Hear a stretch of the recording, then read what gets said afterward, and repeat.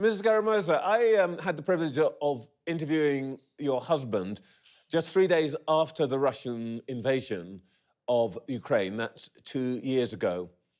6 weeks later, he was in prison. Why did he stay in Moscow?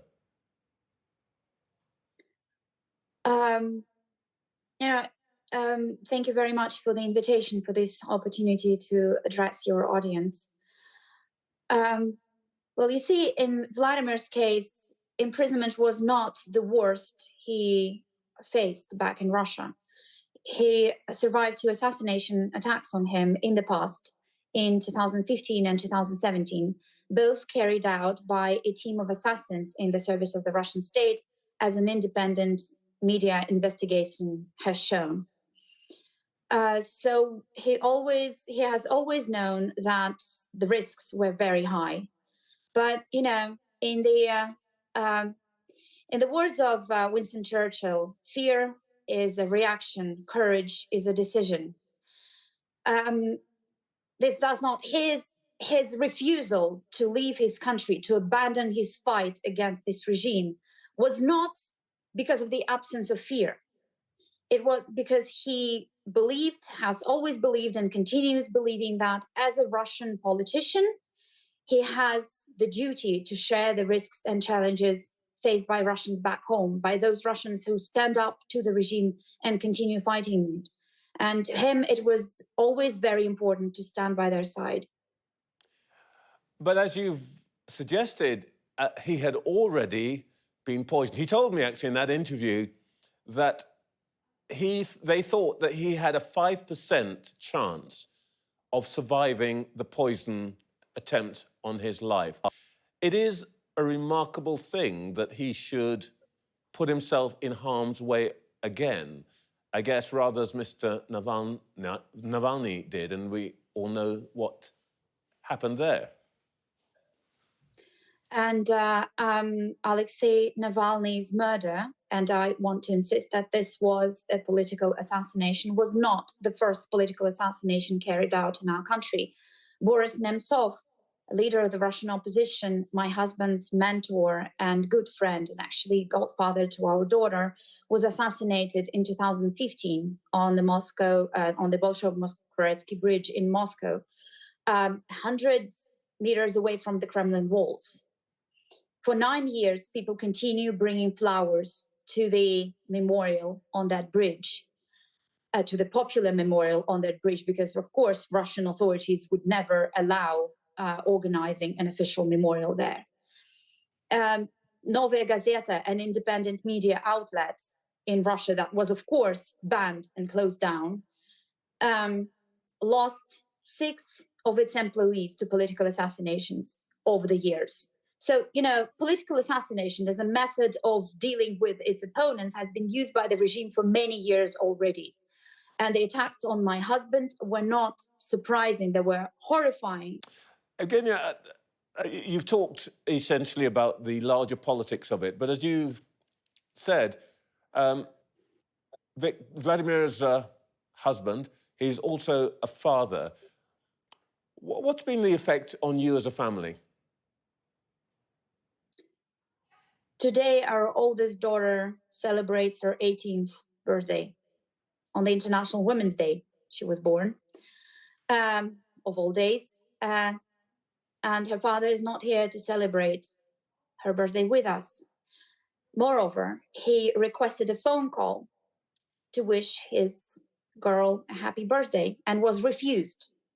The Russian authorities said that this was not an exceptional circumstance that would allow such a call, as was not our 20th wedding anniversary that was celebrated in mid-February.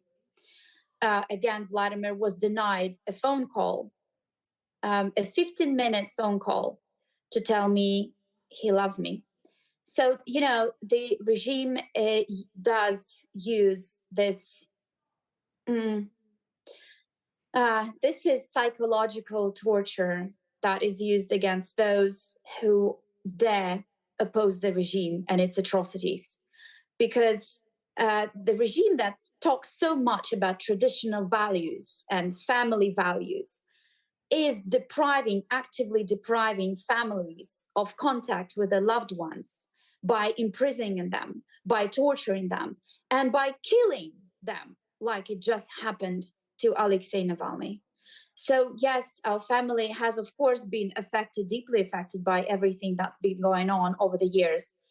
This girl who's celebrating her 18th birthday today was 9 years old when her father first ended up in a coma with a multiple organ failure due to a poisoning. She was 11 when it happened the second time. Today she's 18, and our youngest son is 12.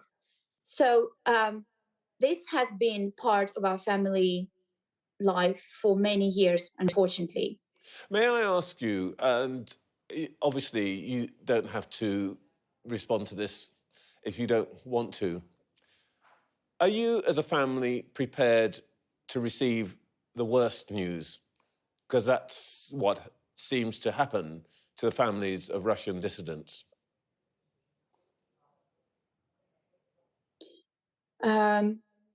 I have fought by my husband's side for many years. And I have seen him twice in a coma, looking like an octopus with all these tubes coming out of his body because none of his major organs worked. I will stand by his side for as long as it takes, and I will do everything to bring to accountability those responsible for such atrocities committed both against Ukraine and against the Russian population.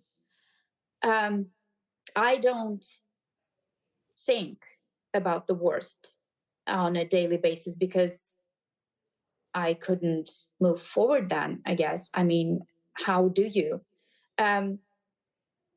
But I prefer, again, talking about fear and the courage to continue. I prefer to keep my fear in check and my fears, my many fears for my family in check so that I can continue working. You spoke recently to our Foreign Secretary, Lord Cameron, I think. What was the substance of your conversation? And are we as a country doing enough? The subject of my conversation with Lord Cameron, I'm very grateful that this meeting finally happened because over these 2 years, the UK has gone through how many foreign secretaries? This is the first one I actually get to meet. And Vladimir is a dual Russian-British citizen. So I believe that the British government could have been more vocal about his unlawful, illegal arrest and detention for 2 years now. And I'm very grateful that this meeting with Lord Cameron did happen. And we talked about, to me, this is a matter very close to my heart. I believe that the UK's policy with regard to hostages and political prisoners is not acceptable anymore. By saying that we do not engage, the UK government sends a very bad signal to its citizens all over the world that if you end up in a situation like this, sorry, you're on your own. We do not engage. And I do not believe that such a position is acceptable in the 21st century in a civilized world. I believe a different approach is definitely needed because whether governments engage or not, the number of hostages and political prisoners around the world is on the rise. May I just finally ask you, Evgenia, do you expect to see your husband again? Of course I do. I've been married to my husband for 20 years. We've been through many things together. And we've always stood by each other. We are partners. We're a team. I do expect to see him. And I know that his work to bring change to Russia will continue. And I will stand by him while he's doing that. And I will do my part if I can. Evgenia Kara-Murza, thank you so much for your time. Thank you very much.